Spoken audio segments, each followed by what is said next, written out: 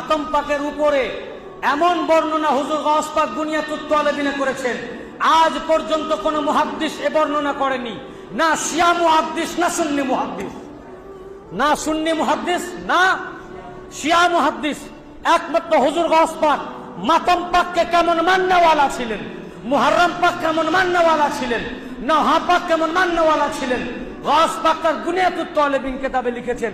আমরা শুধু আশুরা পাকে মাতম করি, মুহররম পাকে 10 দিন করি, বা চেহলম শরীফে করি।